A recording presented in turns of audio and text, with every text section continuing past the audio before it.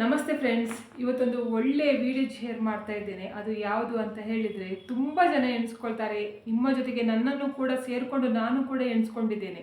ಅದು ಏನು ಅಂತ ಹೇಳಿದರೆ, ನಾವು ದೇವರಿಗೆ ಇಷ್ಟು ಪೂಜೆ ಮಾಡ್ತೇವೆ, ಇಷ್ಟು ಪ್ರಾರ್ಥನೆ ಮಾಡ್ತೇವೆ, ಆದರೂ ಕೂಡ ನಮಗೆ ದೇವರು ಯಾಕೆ ಕಷ್ಟ ಕೊಡ್ತಿದ್ದಾರೆ, ಯಾಕೆ ನಮ್ಮ ಪರಿಸ್ಥಿತಿಯನ್ನು ಸರಿ ಮಾಡ್ತಾ ಇಲ್ಲ, ನಮಗೆ ಯಾಕೆ ಏನು ತೊಂದರೆ ಆಗಿದೆ ನಮ್ಮ ಪೂಜೆಯಲ್ಲಿ, ನಾವು ಮನಸ್ಸಿಟ್ಟು ಪೂಜೆ ಮಾಡಿದರೂ ಕೂಡ ಯಾಕೆ ಈ ಥರದ್ದು ಪರಿಸ್ಥಿತಿ ಬರ್ತಾ ಇದೆ. ಕೆಲವರ ಮನೆಯಲ್ಲಿ ಏನು ಕೂಡ ಪೂಜೆ ಮಾಡೋದಿಲ್ಲ, ಏನು ಕೂಡ ಮಾಡೋದಿಲ್ಲ, ಆದರೂ ಕೂಡ ಅವರು ಖುಷಿಯಾಗಿದ್ದಾರೆ, ನೆಮ್ಮದಿಯಾಗಿದ್ದಾರೆ. ನಾವು ಯಾವತ್ತು ನೋಡಿದರೂ ದೇವರು ದೇವರು ಅಂತ ಹೇಳ್ಕೊಂಡು ಹೇಳ್ತಾ ಇರ್ತೇವೆ, ಆದರೂ ಕೂಡ ನಮಗೆ ಕಷ್ಟ ಕೊಡುವುದು ತಪ್ಪಿದ್ದಿಲ್ಲ. ಕಷ್ಟ ಒಂದರ ನಂತರ ಒಂದು ಕಷ್ಟ ಬರ್ತಾ ಇದೆ. ಮನೆಯಲ್ಲಿ ಕೂಡ ಸಮಸ್ಯೆಗಳು ಜಾಸ್ತಿ ಆಗ್ತಾ ಇದೆ. ಏನು ಮಾಡುವುದು ಅಂತ ಹೇಳ್ಕೊಂಡು ತಿಳಿತಾ ಇಲ್ಲ. ಯಾಕಂತ ಹೇಳಿದ್ರೆ ದೇವರೇ ಕೈ ಬಿಟ್ಟ ನಂತರ ಮತ್ತೆ ಬೇರೆ ಯಾರು ಕೈ ಹಿಡಿತಾರಲ್ಲ.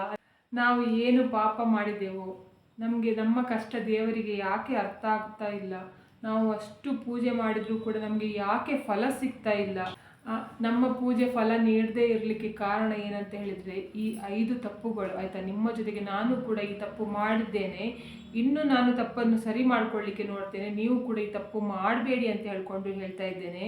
ಅದು ಯಾವ ತಪ್ಪು ಅಂತ ಹೇಳ್ಕೊಂಡು 5 ತಪ್ಪುಗಳನ್ನು ನಾನು ಹೇಳ್ತಾ ಹೋಗ್ತೇನೆ. ಆ 5 ತಪ್ಪುಗಳನ್ನು ನಾವು ಮಾಡದಿದ್ದರೆ ಏನಾಗುತ್ತಂತ ಹೇಳಿದರೆ, ನಮ್ಮ ಪೂಜೆ ನಾವು ಮಾಡಿದ ಪ್ರತಿದಿನ ಬೆಳಿಗ್ಗೆ ಮಾಡ್ತೇವೋ ಸಾಯಂಕಾಲ ಮಾಡ್ತೇವೋ ಅದರದ್ದು ಪೂಜೆಯ ಫಲ ನಮಗೆ ಸಿಗ್ತದೆ ಅಂತ ಹೇಳ್ಕೊಂಡು ಹೇಳ್ತಾರೆ. ಅದು ಯಾವ ತಪ್ಪುಗಳು ಅಂತ ಹೇಳ್ಕೊಂಡು ಒಂದೊಂದಾಗಿ ತಿಳ್ಕೊಳ್ತಾ ಹೋಗೋಣ. ನೋಡಿ, ನಮ್ಮ ಮನಸ್ಸಿನಲ್ಲಿ ಉಂಟಲ್ಲ, ದೇವರ ಮೇಲೆ ತುಂಬ ನಂಬಿಕೆ ಇರ್ತದೆ, ತುಂಬ ಭಕ್ತಿ ಇರ್ತದೆ. ಆದರೆ ನಾವು ಕೆಲವೊಂದು ನಮಗೆ ಗೊತ್ತಿದ್ದೋ ಗೊತ್ತಿಲ್ಲದೇನೋ ದೇವರ ಮನೆಯಲ್ಲಿ ಕೆಲವೊಂದು ದೋಷ ಮಾಡ್ತೇವೆ. ಆ ದೋಷದಿಂದಲೇ ನಮ್ಮ ಪೂಜೆಗೆ ಫಲ ಸಿಗ್ತಾ ಇಲ್ಲ ಅಂತ ಹೇಳ್ಕೊಂಡು ಹೇಳ್ಬೋದು. ಅದು ಯಾವ ದೋಷ ಅಂತ ಹೇಳಿದರೆ, ಮೊದಲನೆಯದು ಯಾವುದು ಅಂತ ಹೇಳಿದರೆ ನಮ್ಮ ಮನಸ್ಸಿನ ಚಂಚಲತೆ. ಆಯಿತಾ, ನಾವು ಏನು ಮಾಡ್ತೇವೆ ಅಂತ ಹೇಳಿದರೆ, ದೇವರ ಪೂಜೆ ಮಾಡುವಾಗ ಏನು ಮಾಡ್ತೇವೆ ಅಂತ ಹೇಳಿದರೆ, ನಮ್ಮ ಮನಸ್ಸು ಉಂಟಲ್ಲ ದೇವರ ಕೋಣೆಯಲ್ಲಿ ಇರುವುದಿಲ್ಲ, ನಮ್ಮ ದೇಹ ಮಾತ್ರ ದೇವರ ಕೋಣೆಯಲ್ಲಿ ಇರ್ತದೆ. ನಾವೇನು ಮಾಡ್ತೇವೆ, ದೇವರದ್ದು ಪೂಜೆ ಮಾಡ್ತಾ ಇರ್ತೇವೆ. ಆದರೆ ಮನಸ್ಸು ಉಂಟಲ್ಲ ಎಲ್ಲ ಕಡೆ ತೇಲಾಡ್ಕೊಂಡು ಬರ್ತದೆ, ಎಲ್ಲ ಕಡೆ ಹಾರಾಡ್ಕೊಂಡು ಬರ್ತದೆ. ನಾವು ದೇವರ ಪೂಜೆ ಮಾಡ್ತಾ ಇದ್ರು ಕೂಡ ಬೇರೆಯವರು ನಮಗೆ ನಮ್ಮ ಬಗ್ಗೆ ಏನಾದರೂ ಮಾತಾಡ್ತಾ ಇದ್ರೆ, ಅಥವಾ ಒಂದು ಟಿ ವಿ ಆನ್ ಆಗಿದ್ರೆ, ಅಥವಾ ಮಕ್ಕಳು ಮಾತಾಡ್ತಾ ಇದ್ದಾರೆ, ಅದಕ್ಕೆ ಬೇರೆಯವರು ಮಾತಾಡ್ತಾ ಇದ್ದಾರೆ, ಯಾವ ಮಾತಾಡುವ ಮಾತುಗಳು ಎಲ್ಲ ನಮಗೆ ಕೇಳಿಸ್ತಾ ಇರ್ತದೆ. ಯಾಕಂತ ಹೇಳಿದ್ರೆ ನಮ್ಮ ಮನಸ್ಸು ಉಂಟಲ್ಲ ದೇವರ ಪೂಜೆಯಲ್ಲಿ ಇರುವುದಿಲ್ಲ, ಚಂಚಲವಾಗಿರ್ತದೆ. ಆವಾಗ ಏನಾಗುತ್ತೆ ಅಂತ ಹೇಳಿದ್ರೆ, ನಮ್ಮ ದೇಹ ಮಾತ್ರ ನಾವು ದೇವರ ಪೂಜೆ ಅದೊಂದು ಕೆಲಸದ ರೀತಿಯಲ್ಲಿ ನಾವು ಮಾಡ್ತಾ ಇರ್ತೇವೆ. ಆಯಿತಾ, ಪ್ರತಿದಿನ ಮಾಡಬೇಕಲ್ಲ ಅಂತ ಹೇಳ್ಕೊಂಡು ನಾವು ಕೂಡ ಪ್ರತಿದಿನ ಮಾಡುವ ಹಾಗೆ ದೇವರದ್ದು ದೀಪ, ಈ ಟೈಮ್ ಆಯಿತು ಇವಾಗ ದೇವರಿಗೆ ದೀಪ ಹಚ್ಚುವ ಸಮಯ ಅಂತ ಹೇಳ್ಕೊಂಡು ದೇವರಿಗೆ ದೀಪ ಹಚ್ತೇವೆ. ಮನಸ್ಸು ಮಾತ್ರ ಆ ಜಾಗದಲ್ಲಿ ಇರುವುದೇ ಇಲ್ಲ. ಒಂದು ಮಂತ್ರ ಕೇಳುವಾಗ ಕೂಡ ಹಾಗೆ, ಅಥವಾ ನಾವು ಮಂತ್ರ ಹೇಳುವಾಗ ಕೂಡ ಹಾಗೆ, ಬಾಯಿಯಲ್ಲಿ ಮಂತ್ರ ಹೇಳ್ತಾ ಇರ್ತೇವೆ, ಆದರೆ ನಮ್ಮ ಮನಸ್ಸು ಉಂಟಲ್ಲ ಆ ಮಂತ್ರವನ್ನು ಕೇಳ್ತಾ ಇರುವುದಿಲ್ಲ. ನಮ್ಮ ಮನಸ್ಸು ಉಂಟಲ್ಲ ಎಲ್ಲ ಪ್ರಪಂಚ ಸುತ್ತಾ ಇರ್ತದೆ. ನೀವು ಬೇಕಾದರೆ ನೋಡಿ, ನೀವು ಪೂಜೆ ಮಾಡುವಾಗ ನಿಮ್ಮ ತಲೆಯಲ್ಲಿ ಎಂತೆಲ್ಲ ಆಲೋಚನೆ ಬರ್ತದೆ. ಬರೀ ದೇವರು ಮಾತ್ರ ಕಾಣಿಸ್ತಾನ? ಇಲ್ಲ, ಮನೆಯಲ್ಲಿರುವ ಕಷ್ಟ, ಮಕ್ಕಳದು ಪ್ರಾಬ್ಲಮ್, ನಿಮ್ಮ ಮನೆಯ ಪ್ರಾಬ್ಲಮ್, ನಿಮ್ಮ ಅಮ್ಮನ ಮನೆಯಲ್ಲಿ ಎಂತ ಮಾಡ್ತಿದ್ದಾರೇನೋ, ನಿಮ್ಮ ಗಂಡನ ಮನೆಯಲ್ಲಿ ಎಂತ ಮಾಡ್ತಿದ್ದಾರೇನೋ, ಅವರು ಎಂತ ಮಾಡ್ತಿದ್ದಾರೇನೋ, ಇವರು ಎಂತ ಮಾಡ್ತಿದ್ದಾರೇನೋ, ಇವಾಗ ಸೀರಿಯಲಲ್ಲಿ ಎಂತ ಆಗ್ತದೇನೋ, ಅಥವಾ ನಾವು ಯಾವುದೋ ಟಿ ವಿಯಲ್ಲಿ ಒಂದು ಪ್ರೋಗ್ರಾಮ್ ನೋಡ್ತೇವೆ ಅದರಲ್ಲಿ ಎಂತ ಆಗ್ತದೇನೋ. ಹಾಗೆ ನಮ್ಮ ತಲೆ ಉಂಟಲ್ಲ ಪೂಜೆ ಜಾಗದಲ್ಲಿ ಇರುವುದಿಲ್ಲ, ತುಂಬ ಚಂಚಲ ಆಗಿರ್ತದೆ. ಆದ್ರಿಂದ ಏನಾಗುತ್ತೆ ಅಂತ ಹೇಳಿದ್ರೆ ನಮ್ಮ ಪೂಜೆ ದೇವರು ಸ್ವೀಕಾರ ಮಾಡುವುದಿಲ್ಲ ಅಂತ ಹೇಳ್ಕೊಂಡು ಹೇಳ್ತಾರೆ. ಆಯಿತಾ, ಇದು ಪ್ರತಿಯೊಬ್ಬರಿಗೂ ಕೂಡ ಈ ಸಮಸ್ಯೆ ಬಂದಿರಬಹುದು. ಆಯಿತಾ, ಪೂಜೆ ಮಾಡುವಾಗ ಏಕಾಗ್ರತೆ ಇರುವುದಿಲ್ಲ, ಎಲ್ಲೆಲ್ಲ ಮನಸ್ಸು ಹಾರ್ತಾ ಇರುತ್ತೆ. ನಾವು ಅದಕ್ಕೆ ಪರಿಹಾರ ಏನು ಮಾಡಬೇಕು ಅಂತ ಹೇಳಿದರೆ, ನೀವು ಪ್ರತಿದಿನ ಪೂಜೆ ಮಾಡಲಿಕ್ಕೆ 5 ನಿಮಿಷದ ಮುಂಚೆ, ಆಯಿತಾ, ನೀವೇನು ಮಾಡಿ, ಪ್ರತಿದಿನ ಪೂಜೆ ಮಾಡುವ 5 ನಿಮಿಷದ ಮುಂಚೆ ದೇವರ ಕೋಣೆಯಲ್ಲಿ ಕೂತ್ಕೊಂಡು ನೀವು ದೇವರ ಹತ್ರ ಕಣ್ಣು ಮುಚ್ಚಿಕೊಂಡು ಬೇಡಬೇಕು. ಏನಂತ ಹೇಳಿದರೆ, ಇವತ್ತು ನಾನು ನಿನಗೋಸ್ಕರ ಪೂಜೆ ಮಾಡ್ತಾ ಇದ್ದೇನೆ, ಈ ಪೂಜೆಯ ಫಲ ನನಗೆ ಸಿಗಬೇಕು ಅಂತ ಹೇಳ್ಕೊಂಡು ಕಣ್ಣು ಮುಚ್ಕೊಂಡು ಏಕಾಗ್ರತೆಯಿಂದ, ಆಯಿತಾ, ಕಣ್ಣು ಮುಚ್ಕೊಂಡು ಏನು ಮಾಡಬೇಕು ಅಂತ ಹೇಳಿದರೆ, ನಿಮ್ಮ ಈ ಜಾಗ ನೀವು ಕುಂಕುಮ ಇಡ್ತೀರ ನೋಡಿ, ಆ ಜಾಗವನ್ನು ಕಣ್ಣು ಮುಚ್ಕೊಂಡೇ ಆ ಜಾಗವನ್ನು ನೋಡ್ತಾ ಇರಿ. ಆಯಿತಾ, ಆವಾಗ ಏನಾಗುತ್ತೆ ಅಂತ ಹೇಳಿದರೆ ಒಂದು 2 ನಿಮಿಷದಲ್ಲಿ ನಿಮಗೆ ಏಕಾಗ್ರತೆ ಬರಲಿಕ್ಕೆ ಸ್ಟಾರ್ಟ್ ಆಗುತ್ತೆ. ಆಯಿತಾ, ನೀವು ಬೇಕಾದರೆ ಧ್ಯಾನ ಸ್ಥಿತಿಯಲ್ಲಿ ಬೇಕಾದರೆ ಕೂತ್ಕೋಬಹುದು, ಇಲ್ಲ ಅಂತ ಹೇಳಿದರೆ ಹಾಗೆ ಬೇಕಾದರೆ ಇರ್ಬೋದು. ಆಯಿತಾ, ನಿಮ್ಮ ಇಷ್ಟ. ಕೆಲವರು ನಿಂತ್ಕೊಂಡು ಪೂಜೆ ಮಾಡ್ತಾರೆ, ಕೆಲವರು ಕೂತು ಪೂಜೆ ಮಾಡ್ತಾರಲ್ವ. ಕೂತು ಪೂಜೆ ಮಾಡಿದರೆ ಒಳ್ಳೆಯದು. ಆಯಿತಾ, ನಮ್ಮ ಎದೆಯ ಮಟ್ಟದಲ್ಲಿ ದೇವರದ್ದು ವಿಗ್ರಹ ಆಗಲಿ ಫೋಟೋ ಆಗಲಿ ಇರಬೇಕು ಅಂತ ಹೇಳ್ಕೊಂಡು ಹೇಳ್ತಾರೆ. ನಿಂತ್ಕೊಂಡು ಪೂಜೆ ಮಾಡೋದಕ್ಕಿಂತ ಕೂತ್ಕೊಂಡು ಪೂಜೆ ಮಾಡೋದು ಒಳ್ಳೆಯದಂತ. ಆದ್ದರಿಂದ ನೀವೇನು ಮಾಡಿ ಅಂತ ಹೇಳಿದರೆ ಒಂದು 2 ನಿಮಿಷ ಧ್ಯಾನ ಮಾಡಿ. ನಾನು ಇವತ್ತು ಏಕಾಗ್ರತೆಯಿಂದ ನಿನ್ನ ಪೂಜೆ ಬಿಟ್ಟು ನನಗೆ ಬೇರೆ ಯಾವುದು ಕೂಡ ತಲೆಗೆ ಬರಬಾರ್ದು, ನಿನ್ನ ಪೂಜೆ ಮಾತ್ರ ನನಗೆ ಕಾಣಿಸ್ಬೇಕು, ಆ ಥರ ಮಾಡು ಅಂತ ಹೇಳ್ಕೊಂಡು 2 ನಿಮಿಷ ಆದ ನಂತರ ಉಂಟಲ್ಲ ಆಮೇಲೆ ಪೂಜೆ ಸ್ಟಾರ್ಟ್ ಮಾಡಿ. ಆವಾಗ ಏನಾಗುತ್ತೆ ಅಂತ ಹೇಳಿದರೆ ನಿಮಗೆ ಯಾರು ಏನು ಮಾಡ್ತಾ ಇದ್ರೂ ಕೂಡ ನಿಮ್ಮ ತಲೆಗೆ ಹೋಗೋದಿಲ್ಲ, ಯಾವ ಆಲೋಚನೆ ಕೂಡ ಬರುವುದೇ ಇಲ್ಲ. ನೀವು ಯಾವ ದೇವರಿಗೆ ಉಂಟಲ್ಲ ಅಗರಬತ್ತಿ ತೋರಿಸ್ತಾ ಇರ್ತಾರೆ ನೋಡಿ, ಆ ದೇವರೇ ನಿಮ್ಮ ಎದುರುಗಡೆ ಕಾಣಿಸ್ತಾ ಇರ್ತಾರೆ ಆಯಿತಾ. ಅದೇ ಭಕ್ತಿ ನಿಮ್ಮ ದೇಹದಲ್ಲಿ ಬರ್ತಾ ಇರ್ತದೆ. ಅದನ್ನು ಬಿಟ್ಟು ನಿಮ್ಮ ಮನಸ್ಸು ಚಂಚಲ ಆಗುವುದಿಲ್ಲ. ಆವಾಗ ಏನಾಗುತ್ತೆ ಅಂತ ಹೇಳಿದರೆ ನಮ್ಮ ಭಕ್ತಿಯನ್ನು ದೇವರು ಸ್ವೀಕಾರ ಮಾಡ್ತಾರೆ ಅಂತ ಹೇಳ್ಕೊಂಡು ಹೇಳ್ತಾರೆ. ಇವಾಗ ಈ 2ನೇ ತಪ್ಪು ನಾವು ಏನು ಮಾಡ್ತೇವೆ ಸಾಮಾನ್ಯವಾಗಿ ಅಂತ ಹೇಳಿದರೆ, ದೇವರ ಕೋಣೆಯಲ್ಲಿ ಶುದ್ಧಿಯ ಕೊರತೆ ಇದ್ದರೂ ಕೂಡ ಆಯಿತಾ, ಶುದ್ಧಿ ಅಂತ ಹೇಳಿದ್ರೆ ಕ್ಲೀನಾಗಿ ಇಲ್ಲ ಅಂತ ಹೇಳಿದ್ರು ಕೂಡ ದೇವರು ನಮ್ಮ ಪೂಜೆಯನ್ನು ಸ್ವೀಕರಿಸುವುದಿಲ್ಲ ಅಂತ ಹೇಳ್ಕೊಂಡು ಹೇಳ್ತಾರೆ. ಇವಾಗ ಶುದ್ಧಿ ಅಂತ ಹೇಳಿದ್ರೆ ನಾವು ಎಣಿಸ್ಕೊಳ್ತೇವೆ ಏನಂತ ಹೇಳಿದರೆ, ನಾವು ಪ್ರತಿದಿನ ದೇವ್ರದ್ದು ಫೋಟೋ ಎಲ್ಲ ಕ್ಲೀನ್ ಮಾಡ್ತೇವೆ, ಮತ್ತೆಂಥ ಶುದ್ಧಿ ಅಂತ ಹೇಳ್ಕೊಂಡು ಎಣಿಸ್ಕೊಳ್ಬೋದು. ಏನು ಶುದ್ಧಿ ಅಂತ ಹೇಳಿದರೆ ಬರೀ ಫೋಟೋ ಕ್ಲೀನ್ ಮಾತ್ರ ಮಾಡುವುದಲ್ಲ. ನಾವು ಪ್ರತಿದಿನ ಸ್ನಾನ ಮಾಡಿದ ನಂತರನೇ ದೇವರ ಕೋಣೆಗೆ ಅಥವಾ ದೇವರ ಜಾಗಕ್ಕೆ ಹೋಗಬೇಕು, ಒಂದನೇದು.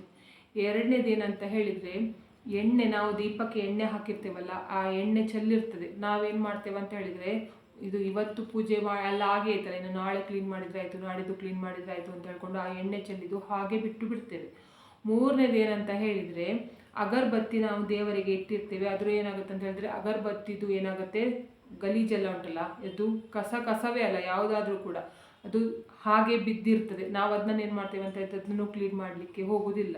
3ನೇದು ಏನಂತ ಹೇಳಿದರೆ, ಧೂಳುಗಳು ಕೂಡ ಹಾಗೆ, ನಾವು ಫೋಟೋ ಕ್ಲೀನ್ ಮಾಡಿರ್ತೇವೆ ಆದರೆ ಅಲ್ಲೆಲ್ಲ ಕೆಳಗಡೆ ಎಲ್ಲ ಧೂಳು ಹಾಗೆ ಇರುತ್ತೆ, ಅದರಲ್ಲೇ ನಾವು ಪೂಜೆ ಮಾಡ್ತಾ ಇರ್ತೇವೆ.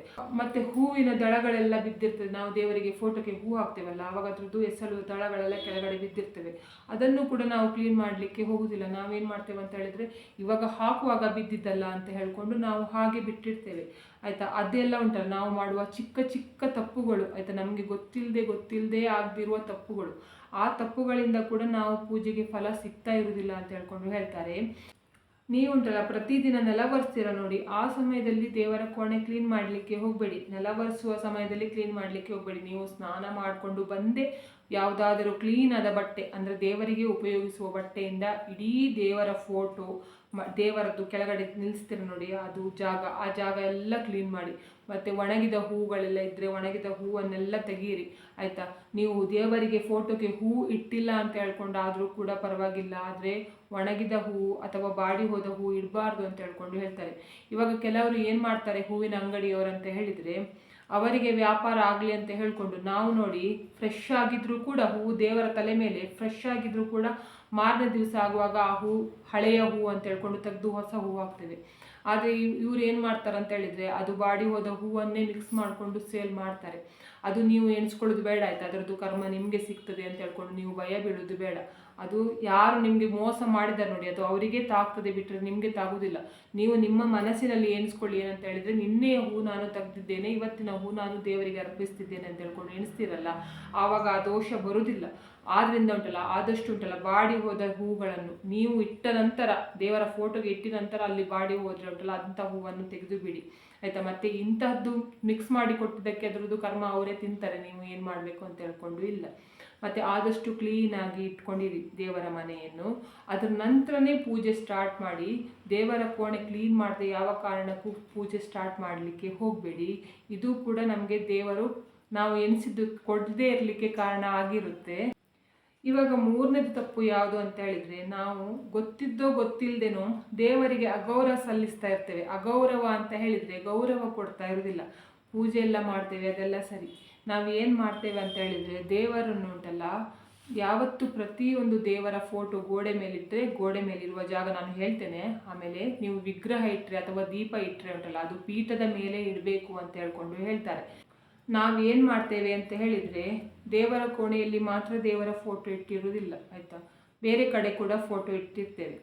ನಾವೇನು ಮಾಡ್ತೇವೆ, ಧೂಳು ತೆಗೆಯುವಾಗ ಅಥವಾ ಜಾಡು ತೆಗೆಯುವಾಗ ಏನು ಮಾಡ್ತೇವೆ ಅಂತ ಹೇಳಿದರೆ ಅದನ್ನು ಉಂಟಲ್ಲ ಅದು ಸ್ವಲ್ಪ ಕೂಡ ಟಚ್ ಆಗಬಾರ್ದು ದೇವರದ್ದು. ಕೆಲವರು ಏನು ಮಾಡ್ತಾರೆ ಅಂತ ಹೇಳಿದ್ರೆ ಕ್ಲೀನ್ ಮಾಡುವಾಗ ಅದನ್ನು ಮಾಡ್ತಾ ಹೋಗ್ತಾರೆ, ಸುಮ್ಮನೆ ಅದಕ್ಕೆ ಟಚ್ ಆದರೂ ಕೂಡ ಕೇರ್ ಮಾಡ್ತಾ ಇರೋದಿಲ್ಲ, ಮಾಡ್ತಾ ಹೋಗ್ತಾರೆ. 2ನೇದು ಏನಂತ ಹೇಳಿದರೆ, ನೀವು ದೇವರ ವಿಗ್ರಹಗಳನ್ನು ಇಡಬೇಕಾದ್ರೆ ಪೀಠದ ಮೇಲೆ ಇಡಬೇಕು ಅಂತ ಹೇಳ್ಕೊಂಡು ಹೇಳ್ತಾರೆ. ನಾವೇನು ಮಾಡ್ತೇವೆ, ನೆಲದ ಮೇಲೆ ಇಡ್ತೇವೆ ಆಯಿತಾ, ಒಂದೇ ಪೀಠದ ಮೇಲೆ ಇಡಬೇಕು ಅಥವಾ ಮಣೆಯ ಮೇಲೆ ಇಡಬೇಕು ಅಂತ ಹೇಳ್ಕೊಂಡು ಹೇಳ್ತಾರೆ. ಅದೇ ಥರ ದೀಪ ಕೂಡ ಹಾಗೆ, ನಾವು ದೀಪವನ್ನು ದೇವರಿಗೆ ಬೆಳಗುವಾಗ ಏನು ಮಾಡ್ತೇವೆ ಅಂತ ಹೇಳಿದರೆ ನೆಲದ ಮೇಲೆ ಇಟ್ಟು ಬಿಡ್ತೇವೆ. ಹಾಗೆ ಕೂಡ ದೀಪ ಇಟ್ಟರೆ ನಮಗೆ ಫಲ ಸಿಗ್ತಾ ಇರುವುದಿಲ್ಲ ಅಂತ ಹೇಳ್ಕೊಂಡು ಹೇಳ್ತಾರೆ. ಏನಂತ ಹೇಳಿದ್ರೆ ಒಂದು ಯಾವುದಾದ್ರೂ ಒಂದು ಪ್ಲೇಟ್ ಇಟ್ಕೊಂಡು ಪ್ಲೇಟ್ ಮೇಲೆ ದೀಪವನ್ನು ಇಡಬೇಕು ಅಂತ ಹೇಳ್ಕೊಂಡು ಹೇಳ್ತಾರೆ. ಅಂದರೆ ಪೀಠದ ರೀತಿಯಲ್ಲಿ ಯಾವುದಾದ್ರೂ ಒಂದು ವಸ್ತು ಇರಬೇಕು ಆಯಿತಾ. ನಾವು ಡೈರೆಕ್ಟ್ ನೆಲದ ಮೇಲೆ ದೀಪವನ್ನು ಇಡಬಾರ್ದು ಅಂತ ಹೇಳ್ಕೊಂಡು ಹೇಳ್ತಾರೆ. ಇದು ಕೂಡ ಉಂಟಲ್ಲ, ನಾವು ಪೂಜೆ ಮಾಡಿದ ಫಲ ನಮಗೆ ಸಿಗದೆ ಇರಲಿಕ್ಕೆ ಕಾರಣ. ಮತ್ತು ಮುಖ್ಯವಾಗಿ ಉಂಟಲ್ಲ, ನಾನು ಆವಾಗನೇ ಹೇಳಿದೆ ಏನಂತ ಹೇಳಿದರೆ, ದೇವರು ಉಂಟಲ್ಲ ನಮ್ಮ ಎದೆಯಕ್ಕಿಂತ ನಾವು ಕೂತ್ಕೊಂಡ್ರೆ ಆಯಿತಾ, ನಾವು ಕೂತ್ಕೊಂಡ್ರೆ ನಮ್ಮ ಎದೆಯಕ್ಕಿಂತ ಮೇಲ್ಭಾಗದಲ್ಲಿ ದೇವರದು ಕಾಲು ಆಯಿತಾ. ದೇವರದು ನೀವು ಫೋಟೋ ಇಡಿ, ವಿಗ್ರಹ ಇಡಿ, ಯಾವುದು ಬೇಕಾದ್ರೆ ಇಡಿ, ಅದರ ಕಾಲು ನಮ್ಮ ಎದೆಯ ಮಟ್ಟದಲ್ಲಿ ಇರಬೇಕು ಅಂತ ಹೇಳ್ಕೊಂಡು ಹೇಳ್ತಾರೆ. ನಾವು ಕೂತ್ಕೊಂಡು ಪೂಜೆ ಮಾಡುವಾಗ ಅದಕ್ಕಿಂತ ಕೆಳಗಡೆ ಇರಬಾರ್ದು ಅಂತ ಹೇಳ್ಕೊಂಡು ಹೇಳ್ತಾರೆ. ಆದ್ದರಿಂದ ಉಂಟಲ್ಲ, ಅದು ಕೂಡ ನಮಗೆ ಕಾರಣ ಆಗಿರ್ತದೆ, ಅಂದರೆ ನಾವು ಪೂಜೆ ಮಾಡ್ತಾ ಇರುವ ಫಲ ಸಿಗದೆ ಇರಲಿಕ್ಕೆ. ಆದ್ದರಿಂದ ನೀವು ಏನು ಮಾಡಿ ಅಂತ ಹೇಳಿದ್ರೆ, ಆದಷ್ಟು ಉಂಟಲ್ಲ ಕೂತ್ಕೊಂಡು ಪೂಜೆ ಮಾಡುವವರು ನಿಮ್ಮ ಎದೆಯಕ್ಕಿಂತ ಮೇಲ್ಗಡೆಯಲ್ಲೇ ಫೋಟೋ ಇಡಲಿಕ್ಕೆ ಅಥವಾ ವಿಗ್ರಹವನ್ನು ಇಡಲಿಕ್ಕೆ, ಅಷ್ಟು ಹೈಟಲ್ಲಾದರೂ ಒಂದು ಮಣೆಯಾದರೂ ಇಟ್ಕೊಂಡು ಉಂಟಲ್ಲ ಅದರ ಮೇಲೆ ದೇವರದ್ದು ಫೋಟೋ ಅಥವಾ ವಿಗ್ರಹವನ್ನು ಇಟ್ಟು ಪೂಜೆ ಮಾಡಿ. ಅದರ ಬಿಟ್ಟು ನಿಮ್ಮ ಎದೆಯಕ್ಕಿಂತ ಕೆಳಗಡೆ ಆಯಿತಾ, ಕೆಳಗಡೆ ಇಟ್ಟರೆ ನಿಮ್ಮ ಕಾಲ ಕೆಳಗಡೆ ದೇವರು ಇದ್ದಾಗೆ ಆಗ್ತದೆ. ಯಾವತ್ತು ದೇವರು ನಮ್ಮ ಎದೆಯಕ್ಕಿಂತ ಮೇಲೆ ಇರಬೇಕು, ಬಿಟ್ಟರೆ ನಮ್ಮ ಎದೆಯಕ್ಕಿಂತ ಕೆಳಗಡೆ ಭಾಗದಲ್ಲಿ ಇರುವುದಲ್ಲ. ಇದು ಕೂಡ ನಿಮಗೆ ತೊಂದರೆ ಕೊಡಬಹುದು. ಆದ್ದರಿಂದ ಇದೆಲ್ಲ ಉಂಟಲ್ಲ, ನಿಮ್ಮ ಮನೇಲಿ ಏನಾದರೂ ಪ್ರಾಬ್ಲಮ್ ಇದ್ದರೆ ಅದನ್ನು ಕೂಡ ಸರಿ ಮಾಡಿ. 4ನೇದು ತಪ್ಪು ಉಂಟಲ್ಲ, ನಿಮ್ಮ ಜೊತೆಗೆ ನಾನು ಕೂಡ ಮಾಡಿದ್ದೇನೆ ಆಯಿತಾ. ಅದು ಯಾವುದು ಅಂತ ಹೇಳಿದರೆ ಅವಸರದ ಪೂಜೆ. ನಮಗೆ ಏನಾಗುತ್ತೆ ಅಂತ ಹೇಳಿದರೆ, ಕೆಲಸಕ್ಕೆ ಹೋಗಲಿಕ್ಕೆ ಟೈಮ್ ಆಗಿರುತ್ತೆ ಅಥವಾ ಮಕ್ಕಳಿಗೆ ಸ್ಕೂಲ್ಗೆ ಗಡಿಬಿಡಿಯಲ್ಲಿ ಕಳಿಸ್ಬೇಕಾಗುತ್ತೆ ಆಯಿತಾ. ಆವಾಗ ನಮಗೆ ಪೂಜೆ ಮಾಡೋದನ್ನು ಕೂಡ ಬಿಡಲಿಕ್ಕಾಗೋದಿಲ್ಲ. ಈ ಕಡೆ ಮಕ್ಕಳನ್ನು ಕೂಡ ನೋಡ್ಕೋಬೇಕು, ಕೆಲಸಕ್ಕೆ ಕೂಡ ಹೋಗಬೇಕು, ಎಲ್ಲದೂ ಕೂಡ ನೋಡ್ಕೊಳ್ಬೇಕು. ಆವಾಗ ಏನು ಮಾಡ್ತೇವೆ ಅಂತ ಹೇಳಿದ್ರೆ, ನಾವು ಗಡಿಬಿಡಿಯಲ್ಲಿ ದೇವರ ಪೂಜೆ ಮಾಡ್ತೇವೆ. ಬೇಗ ಬೇಗ ಮಂತ್ರ ಹೇಳೋದು, ಬೇಗ ಬೇಗ ಪೂಜೆ ಮಾಡೋದು, ಬೇಗ ಬೇಗ ಅಗರಬತ್ತಿಯನ್ನು ತೋರಿಸೋದು ಅಥವಾ ಬೇಗ ಬೇಗ ಆರತಿಯನ್ನು ಮಾಡೋದು. ಒಟ್ಟು ನಮಗೆ ಬೇಗ ಒಂದು ಪೂಜೆ ಆದರೆ ಸಾಕು ಆಯಿತಾ. ನಮಗೆ ಮಕ್ಕಳಿಗೆ ಸ್ಕೂಲ್ಗೆ ಹೋಗೋದ್ರೊಳಗೆ ನಮಗೆ ಪೂಜೆ ಆಗಿರಬೇಕು ಅಥವಾ ನಾವು ಕೆಲಸಕ್ಕೆ ಹೋಗೋದ್ರೊಳಗೆ ಪೂಜೆ ಆಗಿರಬೇಕು ಅಂತ ಹೇಳ್ಕೊಂಡು ನಾವು ಗಡಿಬಿಡಿ ಮಾಡಿಕೊಂಡು ಪೂಜೆ ಮಾಡ್ತೇವೆ ನೋಡಿ. ಆ ಪೂಜೆಗೆ ಕೂಡ ದೇವರು ಫಲ ಕೊಡುವುದಿಲ್ಲ ಅಂತ ಹೇಳ್ಕೊಂಡು ಹೇಳ್ತಾರೆ. ಯಾಕೆ ಅಂತ ಹೇಳಿದರೆ, ಅದು ನಮ್ಮ ಭಕ್ತಿ ಆಗಿರೋದಿಲ್ಲ ಆಯಿತಾ. ನಮ್ಮ ಮನಸ್ಸಿನಿಂದ ನಾವು ಪೂಜೆ ಮಾಡ್ತಾ ಇರೋದಿಲ್ಲ. ಪ್ರತಿದಿನ ಎಲ್ಲ ಕೆಲಸ ಹೇಗೆ ಮಾಡ್ತೇವೆ ನೋಡಿ, ಪಾತ್ರೆ ತೊಳೆದು, ನೆಲ ಒರೆಸೋದು, ಅಡುಗೆ ಮಾಡೋದು, ಬಟ್ಟೆ ಮಡಚೋದು, ಬಟ್ಟೆ ಒಗೆಯೋದು, ಅದೇ ರೀತಿ ಕೂಡ ಇದು ಒಂದು ಕೆಲಸ ಅಂತ ಹೇಳ್ಕೊಂಡು ನಾವು ಎಣಿಸ್ಕೊಂಡು ಉಂಟಲ್ಲ, ಆ ರೀತಿ ಗಡಿಬಿಡಿಯಲ್ಲಿ ಕೆಲಸ ಮಾಡ್ತಾ ಇರ್ತೇವೆ, ದೇವರ ಪೂಜೆ ಮಾಡ್ತಾ ಇರ್ತೇವೆ. ಅದೇ ಮುಖ್ಯವಾಗಿ ಉಂಟಲ್ಲ, ನಮಗೆ ದೇವರು ಉಂಟಲ್ಲ ಏನು ಹೇಳಿದ್ದಾರೆ ಅಂತ ಹೇಳಿದರೆ, ನಿನ್ನ ಭಕ್ತಿ ಮಾತ್ರ ಮುಖ್ಯ ಆಯಿತಾ. ನೀನು ಯಾವ ರೀತಿ ಪೂಜೆ ಮಾಡ್ತೀಯ ನನಗೆ ಮುಖ್ಯ ಇಲ್ಲ, ನಿಮ್ಮ ಭಕ್ತಿ ಮಾತ್ರ ನಮಗೆ ಮುಖ್ಯ ಅಂತ ಹೇಳ್ಕೊಂಡು ದೇವರು ಹೇಳ್ತಾರಲ್ಲ. ನಮಗೆ ಭಕ್ತಿಯೇ ಇರುವುದಿಲ್ಲ. ನಾವೇನು ಮಾಡ್ತೇವೆ ಅಂತ ಹೇಳಿದರೆ, ಮಂತ್ರ ಹೇಳಬೇಕು, ಇವತ್ತು ಹೇಳಲೇಬೇಕು ಅಂತ ಹೇಳ್ಕೊಂಡು ಮಂತ್ರ ಹೇಳ್ತೀವಿ. ಇವತ್ತು ಶುಕ್ರವಾರ ಲಕ್ಷ್ಮೀ ಪೂಜೆ ಮಾಡಲೇಬೇಕು ಆಯಿತಾ. ಅದು ಗಡಿಬಿಡಿ ಆಗಲಿ ಏನು ಬೇಕಾದರೆ ಆಗಲಿ ಹೇಳಲೇಬೇಕು ಆಯಿತಾ. ಲಕ್ಷ್ಮೀ ಅಷ್ಟೋತ್ತರ ಕೂಡ ಹಾಗೆ ನಮಗೆ ಹೇಳಬೇಕು, ಪಟ ಹೇಳೋದು, ಅರ್ಜೆಂಟಲ್ಲಿ ಪೂಜೆ ಮಾಡೋದು, ಓಡೋದು. ಆವಾಗ ಉಂಟಲ್ಲ ನಮಗೆ ದೇವರು ನಾವು ಎಷ್ಟು ಪೂಜೆ ಮಾಡಿದರೂ ಕೂಡ ಆಯಿತಾ, ನೀವು ಎಷ್ಟು ರಾಶಿ ಹೂ ತಗೊಬಂದು ಹಾಕಿದರೂ ಕೂಡ ದೇವರು ನಿಮ್ಮ ಪೂಜೆಯನ್ನು ಸ್ವೀಕರಿಸೋದಿಲ್ಲ ಅಂತ ಹೇಳ್ಕೊಂಡು ಹೇಳ್ತಾರೆ. ಅದಕ್ಕೆ ಏನು ಮಾಡಬೇಕು ಅಂತ ಹೇಳಿದರೆ, ನಮಗೆ ಗೊತ್ತಿದೆ ಅಲ್ಲ ಗಡಿಬಿಡಿ ಆಗ್ತದೆ ಆ ಸಮಯದಲ್ಲಿ ನಾವು ಪೂಜೆ ಮಾಡಿದಂತ, ಆದಷ್ಟು ನಾವು ಸ್ವಲ್ಪ ಬೇಗನೆ ಎದ್ದುಕೊಂಡು ಉಂಟಲ್ಲ ಪೂಜೆ ಮಾಡಲಿಕ್ಕೆ ಟ್ರೈ ಮಾಡುವ. 1/4 ಗಂಟೆ ನಾವು ಗಡಿಬಿಡಿ ಮಾಡಿಕೊಂಡು ಪೂಜೆ ಮಾಡುವುದಕ್ಕಿಂತ 5 ನಿಮಿಷ ಭಕ್ತಿಯಿಂದ ದೇವರ ಪೂಜೆ ಮಾಡುವ ಅಂತ ಹೇಳ್ಕೊಂಡು, ಆವಾಗ ಏನಾಗುತ್ತೆ ಅಂತ ಹೇಳಿದರೆ ನಮಗೆ ದೇವರ ಆಶೀರ್ವಾದ ಕೂಡ ಸಿಗ್ತದೆ. ನಾವು ಎಷ್ಟು ಹೊತ್ತು ಪೂಜೆ ಮಾಡಿದ್ದೇವೆ ಅಂತ ಹೇಳ್ಕೊಂಡು ಮುಖ್ಯ ಅಲ್ಲ, ನಮ್ಮ ಮನಸ್ಸು ಎಷ್ಟು ಹೊತ್ತು ದೇವರ ಹತ್ರ ಇತ್ತು ನೋಡಿ, ಅದು ಮಾತ್ರ ಮುಖ್ಯವಾಗ್ತದೆ ನಮಗೆ ಫಲ ಸಿಗಲಿಕ್ಕೆ ಅಂತ ಹೇಳ್ಕೊಂಡು ಹೇಳ್ತಾರೆ. ಆದ್ದರಿಂದ ಇಷ್ಟು ದಿವಸ ಉಂಟಲ್ಲ ನೀವು ಗಡಿಬಿಡಿಯಲ್ಲಿ ಪೂಜೆ ಮಾಡ್ತಾ ಇದ್ರೆ, ಇನ್ನು 5 ನಿಮಿಷ ಆದರೂ ದೇವರಿಗೋಸ್ಕರ ನಾವು ಅರ್ಪಣೆ ಮಾಡಿ ಆಯಿತಾ. ಆ 5 ನಿಮಿಷ 24 ಗಂಟೆಯಲ್ಲಿ ಬೆಳಿಗ್ಗೆ ಒಂದು 5 ನಿಮಿಷ, ಸಾಯಂಕಾಲ ಒಂದು 5 ನಿಮಿಷ, 10 ನಿಮಿಷ ದೇವರಿಗೋಸ್ಕರ ಕೊಡುವ ಅಂತ ಹೇಳ್ಕೊಂಡು. ಇವಾಗ 5ನೇದು ದೊಡ್ಡ ತಪ್ಪು ನಾವು ಏನು ಮಾಡ್ತೇವೆ ಅಂತ ಹೇಳಿದರೆ, ನಮಗೆ ದೇವರು ಪೂಜೆ ಫಲ ಕೊಡ್ತಾ ಇರೋದಿಲ್ಲ. ಯಾಕೆ ಅಂತ ಹೇಳಿದರೆ, ನಾವು ಎಲ್ಲ ಪೂಜೆ ಎಲ್ಲ ಮಾಡ್ತೇವೆ ಹೌದು, ಆದರೆ ನಮ್ಮ ಮನಸ್ಸಿನಲ್ಲಿ ಎಂತಾಗ್ತದೆ ಅಂತ ಹೇಳಿದರೆ, ದೇವರಿಗೆ ಪೂಜೆ ಮಾಡ್ತಾ ಇರುವಾಗನೇ ಅವರು ಹಾಳಾಗಿ ಹೋಗಲಿ, ಇವರು ಹಾಳಾಗಿ ಹೋಗಲಿ, ಅವರು ನನ್ನ ನೆಮ್ಮದಿ ಕಿತ್ಕೊಂಡಿದ್ದಾರೆ, ಅವರು ಬೀದಿಗೆ ಬರಲಿ, ಅವರು ನನ್ನ ಕಣ್ಣಲ್ಲಿ ನೀರು ಬರೆಸಿದ್ದಾರೆ, ಅವರು ಹಾಳಾಗಿ ಹೋಗಲಿ ಆಯಿತಾ. ನಾವು ಏಳಿಗೆ ಆಗಲಿಲ್ಲ ಆದರೂ ಕೂಡ ಪರವಾಗಿಲ್ಲ, ಅವರಂತೂ ಹಾಳಾಗಿ ಹೋಗಲೇಬೇಕು ಅಂತ ಹೇಳ್ಕೊಂಡು ನಾವು ದೇವರ ಹತ್ರ ಎಣಿಸ್ಕೊಳ್ತೇವೆ ನೋಡಿ. ಆವಾಗ ಕೂಡ ನಮ್ಮ ಭಕ್ತಿಗೆ ಪೂಜೆಗೆ ಫಲ ಸಿಗುವುದಿಲ್ಲ ಅಂತ ಹೇಳ್ಕೊಂಡು ಹೇಳ್ತೇವೆ. ನಮ್ಮದು ಪೂಜೆ ಉಂಟಲ್ಲ ಅದು ಭಕ್ತಿಗೆ ಮಾತ್ರ ಸೀಮಿತ ಆಗಿರ್ತದೆ. ಅದನ್ನು ಬಿಟ್ಟು ಉಂಟಲ್ಲ ಶತ್ರುಗಳನ್ನು ಸೇಡು ತೀರಿಸಿಕೊಳ್ಳುವ ಮಾರ್ಗ ಅಲ್ಲ ಅಂತ ಹೇಳ್ಕೊಂಡು ಹೇಳ್ತಾರೆ. ಯಾರು ನೋಡಿ ಯಾರ ಹತ್ರ ದೇವರ ಹತ್ರ ಉಂಟಲ್ಲ ಅವ್ರು ಹಾಳಾಗಿ ಹೋಗಲಿ, ಇವರು ಹಾಳಾಗಿ ಹೋಗಲಿ ಅಂತ ಹೇಳ್ಕೊಂಡು ದೇವರ ಹತ್ರ ಬೇಡ್ಕೊಳ್ತಾರೆ ನೋಡಿ, ಅವರ ಜೀವನವೇ ಮುಂಚೆ ಹಾಳಾಗಿ ಹೋಗುದು ಆಯಿತಾ. ಅದ್ರ ನಂತರ ನಾವು ಎಣಿಸ್ಕೊಂಡವ್ರದ್ದು ಜೀವನ ಹಾಳಾಗಬಹುದು, ಆದರೆ ಫಸ್ಟು ಹಾಳಾಗುವುದೇ ನಮ್ಮ ಜೀವನ. ಆದ್ದರಿಂದ ಅದನ್ನು ನೆನ್ಪಿಟ್ಕೊಳ್ಳಿ. ನಾವು ಏನು ಮಾಡಬೇಕು ಅಂತ ಹೇಳಿದರೆ, ನಾವು ಪ್ರತಿದಿನ ಪೂಜೆ ಎಲ್ಲ ಮುಗಿಸಿ ಎಲ್ಲ ಆದ ನಂತರ ಉಂಟಲ್ಲ, ದೇವರ ಕೋಣೆಯಿಂದ ಹೊರಗಡೆ ಬರುವುದಕ್ಕಿಂತ ಮುಂಚೆ ನಾವು ಕೈ ಮುಗಿದು ದೇವರ ಹತ್ರ ಪ್ರಾರ್ಥನೆ ಮಾಡ್ತೇವಲ್ಲ, ಕೈ ಮುಗಿದು ಪ್ರಾರ್ಥನೆ ಮಾಡುವಾಗ ಏನು ಮಾಡಬೇಕು ಅಂತ ಹೇಳಿದರೆ, ಅವರು ಹಾಳಾಗಿ ಹೋಗಲಿ ಇವರು ಹಾಳಾಗಿ ಹೋಗಲಿ ಅಂತ ಹೇಳ್ಕೊಂಡು ಬೇಡುವ ಬದಲು, ಅಥವಾ ಅವರು ನನಗೆ ಕಣ್ಣಲ್ಲಿ ನೀರು ಬರ್ತಾ ಇದ್ದಾರೆ, ಅವರು ನನಗೆ ಹಾಗೆ ಮಾಡಿದರು ಹೀಗೆ ಮಾಡಿದರು, ದೇವರೇ ನನಗೆ ಆಗುವುದಿಲ್ಲ ಹಾಗೆ ಹೀಗೆ ಹೇಳೋ ಬದಲು ನೀವು ಏನು ಮಾಡಬೇಕು ಅಂತ ಹೇಳಿದ್ರಂತೆ, ನನಗೆ ಒಳ್ಳೆಯದು ಮಾಡು ಆಯಿತಾ, ನನ್ನ ಪರಿಸ್ಥಿತಿ ಸರಿಯಾಗುವ ಹಾಗೆ ಮಾಡು, ಅವರು ನನಗೆ ತುಂಬ ಕೆಟ್ಟದಾಗಿ ನೋಡ್ತಾ ಇದ್ದಾರೆ ಅಥವಾ ಕೆಟ್ಟದಲ್ಲಿ ಮಾತಾಡ್ತಾ ಇದ್ದಾರೆ, ಅವರ ಮನಸ್ಸನ್ನು ನೀನು ಸರಿ ಮಾಡು, ನನ್ನ ಬಗ್ಗೆ ಮಾತಾಡದೇ ಇರುವ ಹಾಗೆ ಅವರನ್ನು ಮಾಡು ಆಯಿತಾ. ನನ್ನ ಹತ್ರ ನಾನು ಇವತ್ತು ಏನಾದರೂ ತಪ್ಪು ಮಾಡಿದರೆ ಆ ತಪ್ಪುಗಳಲ್ಲೆಲ್ಲ ಕ್ಷಮಿಸು ಅಂತ ಹೇಳ್ಕೊಂಡು ನಾವು ದೇವರ ಹತ್ರ ಬೇಡ್ಕೊಂಡ್ರೆ ಏನು ಮಾಡ್ತಾರೆ ಅಂತ ಹೇಳಿದರೆ, ದೇವರು ಕ್ಷಮೆ ಕೊಡ್ತಾರೆ ಅಂತ ಹೇಳ್ಕೊಂಡು ಹೇಳ್ತಾರೆ ಆಯಿತಾ. ನಮ್ಮ ಪಾಪ ಪ್ರಜ್ಞೆಗಿಂತ ನಮ್ಮ ಮನಸ್ಸಿನಲ್ಲಿ ಒಂದು ಪಾಪ ಮಾಡಿದ್ರು ನಮಗೆ ಎಣಿಸ್ತಾ ಇರ್ತಲ್ಲ, ನಾವು ಈ ತಪ್ಪನ್ನು ಮಾಡಬಾರ್ದಿತ್ತು ಅಂತ ಹೇಳ್ಕೊಂಡು ಪದೇ ಪದೇ ನಮ್ಮ ಮನಸ್ಸಿಗೆ ಎಣಿಸ್ತದಲ್ಲ, ಅದನ್ನು ನಾವು ದೇವರ ಹತ್ರ ಹೇಳ್ಕೊಂಡ್ರೆ ಉಂಟಲ್ಲ, ನಾವು ತಪ್ಪು ಕೇಳ್ಕೊಂಡಷ್ಟು ಉಂಟಲ್ಲ, ನಮಗೆ ದೇವರು ಒಳ್ಳೇದು ಮಾಡ್ತಾರೆ ಅಂತ ಹೇಳ್ಕೊಂಡು ಹೇಳ್ತಾರೆ. ಆದ್ದರಿಂದ ನಿಮಗೋಸ್ಕರ, ನಿಮ್ಮ ಮನೆಗೋಸ್ಕರ, ನಿಮ್ಮ ಮಕ್ಕಳಿಗೋಸ್ಕರ ಮಾತ್ರ ದೇವರನ್ನು ಪ್ರಾರ್ಥಿಸಿ ಬಿಟ್ಟರೆ, ಅವರು ಹಾಳಾಗಿ ಹೋಗಲಿ ಇವರು ಹಾಳಾಗಿ ಹೋಗಲಿ, ಅವರು ಹಾಗೆ ಆಗಲಿ ಇವರು ಹಾಗೆ ಆಗಲಿ ಅಂತ ಹೇಳ್ಕೊಂಡು ಯಾವ ಕಾರಣಕ್ಕೂ ಕೂಡ ಬಯಸಲಿಕ್ಕೆ ಹೋಗಬೇಡಿ. ಪ್ರತಿದಿನ ನೀವು ಪೂಜೆ ಸ್ಟಾರ್ಟ್ ಮಾಡೋದ್ರಿಂದ ಹಿಡಿದು ಪೂಜೆ ಎಂಡ್ ಆಗೋ ತನಕ ನಿಮ್ಮ ಮನೆ ಏಳಿಗೆ ಆಗಬೇಕು, ನೀವು ಏಳಿಗೆ ಆಗಬೇಕು, ನಿಮ್ಮ ಕುಟುಂಬ ಒಳ್ಳೆಯದಾಗಬೇಕು, ಅಷ್ಟು ಮಾತ್ರ. ನಿಮಗೆ ಒಳ್ಳೆ ಆರೋಗ್ಯ ಬೇಕು, ಹಣ ಬೇಕು, ಏನೆಲ್ಲ ಬೇಕು ನೋಡಿ ಅದನ್ನೆಲ್ಲ ಕೇಳಿಬಿಟ್ರೆ ಬೇರೆಯವರ ಬಗ್ಗೆ ನೀವು ಯಾರ ಬಗ್ಗೆಯೂ ಕೇಳಲಿಕ್ಕೆ ಹೋಗ್ಬೇಡಿ. ನಿಮ್ಮ ಮನೆಗೆ ನಿಮಗೆ ಸಂಬಂಧಪಟ್ಟವರ ಬಗ್ಗೆ ಮಾತ್ರ ಕೇಳಿ. ಬೇರೆಯವ್ರ ಬಗ್ಗೆ ಕೇಳ್ಕೊಳ್ಳಿಕ್ಕೆ ಅವರಿದ್ದಾರೆ, ಅವರ ಬಗ್ಗೆ ಕೇಳಲಿಕ್ಕೆ ನಮಗೆ ಯಾಕೆ? ನಮ್ಮದೇ ತೂತು ತುಂಬಿಕೊಂಡಿರುವಾಗ ಬೇರೆಯವ್ರದ್ದು ತೂತು ನಾವು ನೋಡಲಿಕ್ಕೆ ಹೋಗೋದು ಬೇಡ ಅಲ್ವಾ. ಆದ್ದರಿಂದ ಅವ್ರು ನೋಡ್ಕೊಳ್ತಾರೆ, ಅಥವಾ ಅವರು ತಪ್ಪು ಜಾಸ್ತಿ ಮಾಡಿದ್ರೆ ಏನಾಗ್ತದೆ ಅಂತ ಹೇಳಿದರೆ, ನಿಮಗೆ ಸಹಿಸ್ಕೊಳ್ಳಿಕ್ಕೆ ಆಗೋದಿಲ್ಲ ಅಂತ ಹೇಳ್ಕೊಂಡು ದೇವರಿಗೆ ಕಾಣಿಸ್ತಲ್ಲ, ದೇವರೇ ಅವರಿಗೆ ಏನಾದರೂ ಮಾಡ್ತಾರೆ, ಅದನ್ನು ಬಿಟ್ಟು ಉಂಟಲ್ಲ ನಾವೇ ಹೇಳ್ಕೊಳ್ಳೋದು ಬೇಡ. ದೇವರೇ ಅವರು ನನಗೆ ಉಪದ್ರ ಕೊಡ್ತಿದ್ರೆ ಹಾಗೆ ಮಾಡು ಹೀಗೆ ಮಾಡು ಅಂತ ಹೇಳ್ಕೊಂಡು ಹೇಳಲಿಕ್ಕೆ ಹೋಗೋದೇ ಬೇಡ. ದೇವರಿಗೆ ಗೊತ್ತುಂಟು ಯಾರಿಗೆ ಯಾವ ಟೈಮಲ್ಲಿ ಬತ್ತಿ ಇಡಬೇಕು ಅಂತ ಹೇಳ್ಕೊಂಡು. ಆದ್ದರಿಂದ ಉಂಟಲ್ಲ ಎಲ್ಲದು ದೇವರಿಗೆ ಬಿಟ್ಟು ಬಿಡಿ. ಯಾರೇ ನಿಮ್ಮ ಬಗ್ಗೆ ಕೆಟ್ಟದ್ದು ಮಾತಾಡಲಿ, ಯಾರೇ ನಿಮಗೆ ಉಪದ್ರ ಕೊಡಲಿ, ಯಾರೇ ಅನ್ಯಾಯ ಮಾಡಲಿ, ಏನೇ ದೋಖ ಮಾಡಲಿ, ಅದನ್ನೆಲ್ಲ ನೀನೇ ನೋಡ್ಕೊಳ್ತಾನೆ ಅಂತ ಹೇಳ್ಕೊಂಡು ನಿಮ್ಮ ಮನಸ್ಸಿನಲ್ಲಿ ಇರ್ತದೆ ನೋಡಿ ಆಯಿತಾ. ನಾನು ಏನು ಮಾತಾಡಲಿಕ್ಕೆ ಹೋಗೋದಿಲ್ಲ, ಅವರು ಮಾಡಿದ್ದು ಕರ್ಮ ಅವರೇ ತಿಂತಾರೆ ಅಂತ ಹೇಳ್ಕೊಂಡು ನೀವು ಒಂದು ಸಲ ಬಿಟ್ಟು ಬಿಡಿ. ಆವಾಗ ಏನಾಗುತ್ತೆ ಅಂತ ಹೇಳಿದರೆ, ಅವರು ಎಷ್ಟು ದಿನ ಮಾಡ್ತಾರೆ, ಎಷ್ಟು ದಿನ ಉಪದ್ರ ಕೊಡ್ತಾರೆ, 1 ದಿನ ಕೊಡ್ತಾರೆ, 2 ದಿನ ಕೊಡ್ತಾರೆ, 3 ದಿನ ಕೊಡ್ತಾರೆ, 4ನೇ ದಿನಕ್ಕೆ ಉಂಟಲ್ಲ ಅವರು ಉಪದ್ರ ಕೊಡಲಿಕ್ಕೆ ಅವರೇ ಇರುವುದಿಲ್ಲ, ಆ ಥರ ಆಗ್ತದೆ ಆಯಿತಾ. ಆದ್ದರಿಂದ ಉಂಟಲ್ಲ ಬೇರೆಯವರು ಕೆಟ್ಟದಾಗಲಿ ಅಂತ ಹೇಳ್ಕೊಂಡು ಬಯಸೋದು ಬೇಡ. ಅದರಲ್ಲ ಇವತ್ತಿನ ವಿಡಿಯೋದಲ್ಲಿ ನಾವು ಎಷ್ಟು ಪೂಜೆ ಮಾಡಿದರೂ ಕೂಡ ನಮಗೆ ಪ್ರತಿಫಲ ಯಾಕೆ ಸಿಗ್ತಾ ಇರೋದಿಲ್ಲ? ದೇವರು ನನ್ನ ಮೇಲೆ ಮುನ್ಸ್ಕೊಂಡಿದ್ದಾನ? ದೇವರಿಗೆ ನನ್ನ ಮೇಲೆ ಕೋಪವ? ಎಲ್ರಿಗೂ ಒಳ್ಳೇದಾಗ್ತಿದೆ, ನನಗೆ ಮಾತ್ರ ಯಾಕೆ ಒಳ್ಳೇದಾಗ್ತಾ ಇಲ್ಲ ಅಂತ ಹೇಳ್ಕೊಂಡು ಬಯಸ್ತಿರಲ್ಲ, ಎಣಿಸ್ಕೊಳ್ತಿರಲ್ಲ, ಅಂಥವರಿಗೆಲ್ಲ ಯಾವ ತಪ್ಪು ಮಾಡಿದ್ದೀರಾ ಅಂತ ಹೇಳ್ಕೊಂಡು ಗೊತ್ತಾಗಿರುತ್ತೆ. ದಯವಿಟ್ಟು ಇಂಥ ತಪ್ಪುಗಳನ್ನು ಮಾಡಲಿಕ್ಕೆ ಹೋಗಬೇಡಿ ಇನ್ನು ಮುಂದೆ ಪೂಜೆ ಮಾಡುವಾಗ.